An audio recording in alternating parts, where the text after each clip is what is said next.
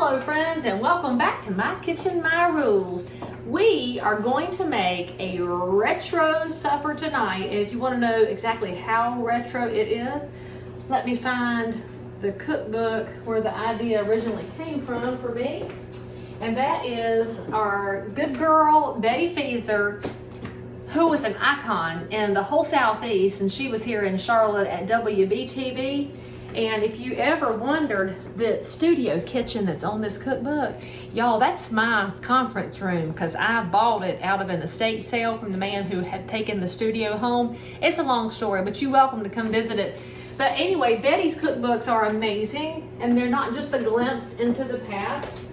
It's really good food. So tonight we're going to make the famous dish, Porcupine Meatballs. And if you're thinking, what in the world is that? It's basically a meatball with little spiky things coming out of it. And so here's what we're gonna need. You need an onion and you need a green pepper. Now, if you're wondering why my green pepper's in a Ziploc bag, that's because that's one of my most prolific plants out of my garden. And every year I can't eat anywhere close to the number of peppers that plant throws off. And it's so easy to freeze, y'all. Just chop it, throw it in a Ziploc bag and put the date on it so you can get them in order.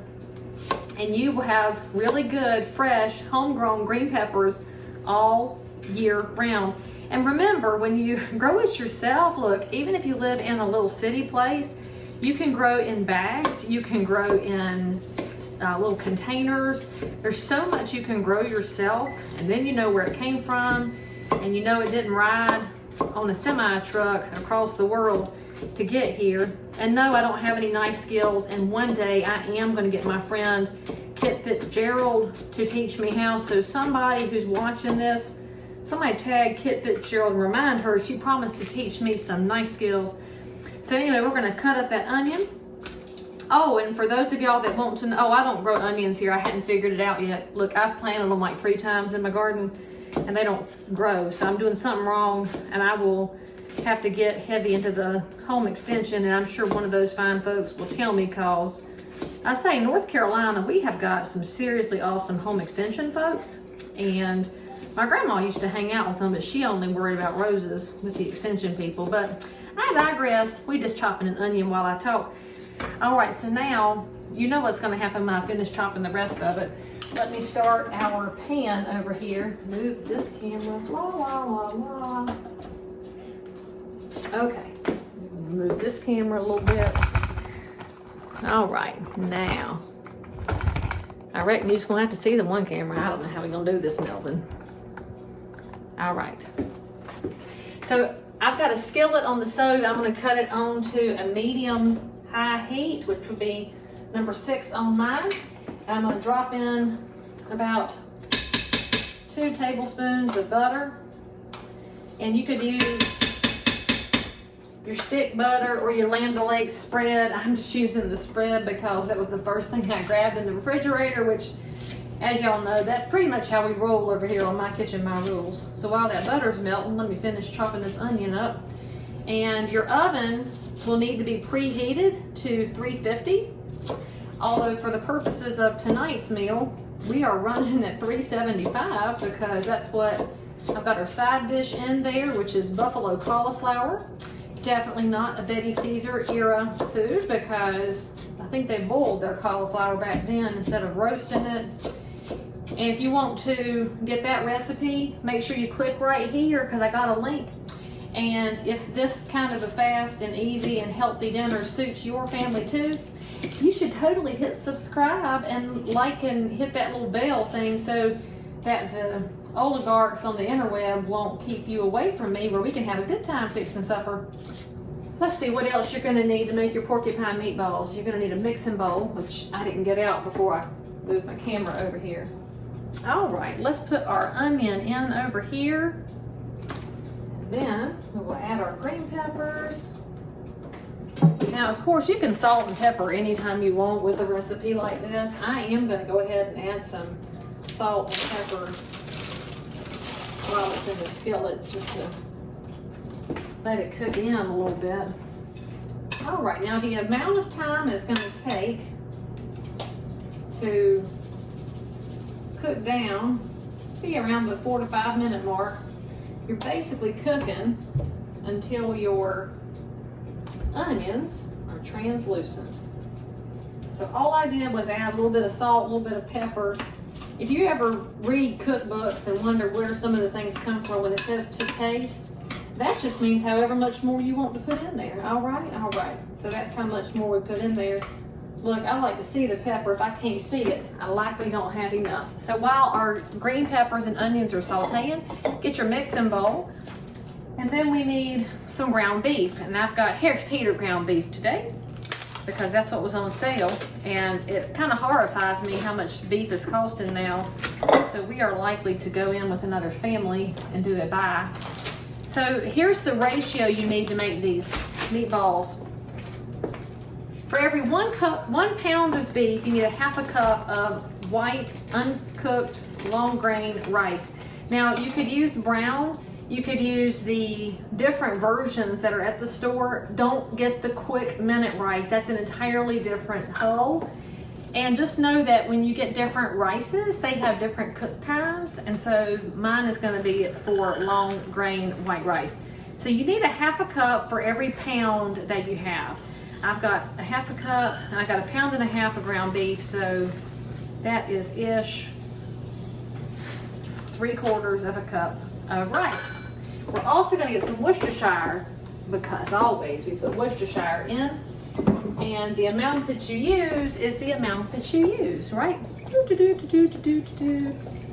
And for those of y'all that this is hard to adapt to, I'm just gonna tell you, the secret is learning to be relaxed in the kitchen. You'll enjoy cooking a whole lot more when you stop thinking you have to be perfect. Look, I bought that Hello Fresh home kit stuff one time, and it looked so pretty, and it was so precise. It kind of freaked me out, and so I had to stop my subscription. So I'm gonna put my rings in my pocket here because I'm fixing to dig into some ground beef. And let's get a wet paper towel ready so that I can still function in my kitchen. All right. So what we're gonna do before we get our hands all gussied up, whoop, Lord, that was loud. Get your baking dish. I just got my regular old Corning baking dish, the oval. This is the, let's see, 2.5 quart because it's the right size. And you could use any old baking dish, frankly, nothing fancy here. Ooh, that smells good though. One day they're gonna put smell-o-vision on the internet and we're all gonna either eat too much or not enough, frankly. So let's let that saute a little bit more. So now we're gonna mix it up. And if you're now starting to figure out why they're called porcupine meatballs, it's because as they cook, the rice is gonna stick out and it's so cute. So if you have little kids and you need to get them to eat something besides fish sticks and chicken nuggets that are shaped like dinosaurs, this is a really good thing to give them because they'll think it's fun because it has a fun name. You'll like it because there's a grain built into your protein. And then you make a little vegetable in the oven to go with it and shazam. So that's it. We put some Worcestershire in and we put in our rice, gave it a good mix. And now we're going to shape it whatever size you want. I generally do about a 1-inch diameter. So when you make it, you'll be able to see the rice from the outside. So nothing super fancy. And we're going to place that in our baking dish. Easy peasy, lemon squeezy, right? And then I'm keeping an eye on my peppers and onions over there because as soon as these are in, you can already guess we're going to put the peppers and onions in and amongst them. You might even think you're at the fair, frankly. You know, if you've ever been to the state fair or the county fair and you get a sausage or a bratwurst with peppers and onions on it, you already know how my kitchen smells.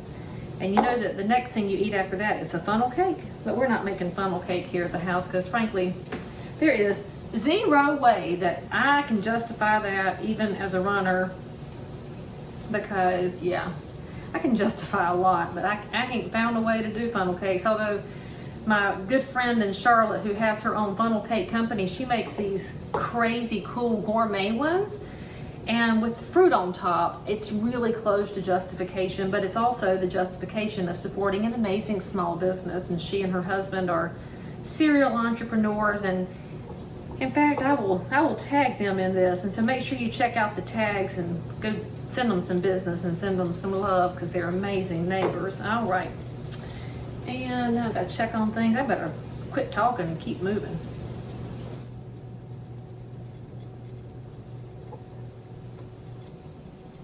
I think this dish might be the size for a pound of ground beef and not a pound and a half. Law. I'm running out of space. Y'all might just have to pack in tighter. That's what we're gonna have to do. Because we are not wasting, not nary a bite. Although I feel like my chickens would really like to have this as a treat, but that's above their pay grade. They do get the compost scraps though from the onion and the peppers. They ate the heck out of some avocado peels I put down there. All right, last one. It's always a good one because you get to squish up the leftover rice. This is going to be the most porcupine-y one. Which in my family means that's the one everybody's going to fight over. Hey. All right, let's tuck that in the corner. Oh, so close. All right, we got it now. All right, now we got these wonderful peppers and onions all sauteed. With a little butter to go with it because everything needs butter. We are going to pour this right on top of our meatballs. That green looks so pretty. That's Swanee. The homegrown green peppers have much better color than them store-bought ones. All right.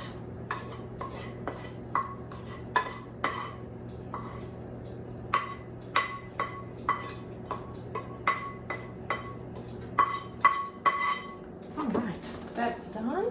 My dish pile here, we'll spread that around a little bit. Now, next step. If you watched my channel, you saw that we have homemade tomato sauce from back when the tomatoes were in. And this is my last jar, so I'm gonna have to be hopeful that my tomatoes start to give sooner than later this year. So if you are not lucky enough to have homemade tomato sauce, first of all, grow some tomatoes, it's not hard. And then you can also buy some tomato sauce at the grocery store. Just remember, your main rule is do not buy the one with sugar added. So I'm gonna pour a quart in here, and this is the liquid that it needs, A, to cook the beef, but B, to hydrate that rice so it will cook correctly. And from I don't have spaghetti sauce, you could buy just regular spaghetti sauce if you want that Italian seasoning. And if you want just tomato sauce, you can buy the 15-ounce jar. And a quart has, of course, 32 ounces, so get 2 of those. If you want extra tomatoes, then you could get a can of diced tomatoes and a can of tomato sauce. So now that we have that in there, I'm just gonna let it cook like that because my spaghetti sauce has seasoning. So we're gonna cover it. And now it goes in the oven, and we'll check it at 30 minutes. Basically, you want to have a meat thermometer nearby because the amount of time it takes, A, depends on when your ground beef is done. So you got to check that temperature to at least 160. And you got to make sure the rice is done, which you can tell because it'll be all poking out and completed. By the way, for a good thermometer, I have my ThermoWorks is the one I use, and it's a digital one because frankly I broke my manual one. The oven was too hot. You cut it on and you stick it right in the middle and it will tell you if you're at the right temperature or not. All right, so friends, you're gonna throw this in the oven and we'll see here shortly what we got. I'll see you on the other side. Ooh, can't you wait? All right, it has been 45 minutes.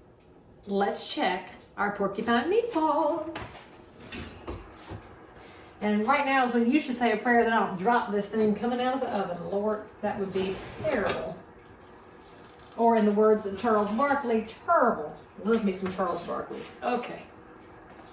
Now, let's close the oven back. I'm not cutting it off yet because I gotta make sure these bad bears are cooked. So let's pull off the lid. Look at that. I mean, it's really like back in 1965.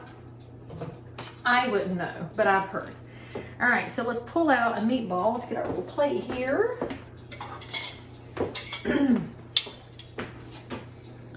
Got to fish for them because they're up under the spaghetti sauce. Oh, I can see the rice is done. And then we're gonna cut it open just to check on that ground beef.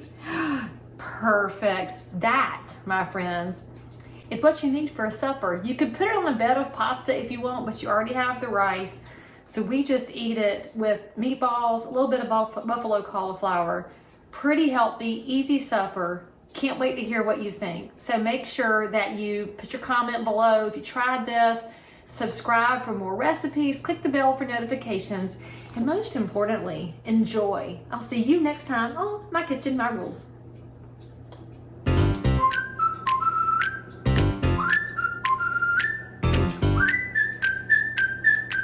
Might need salt and pepper.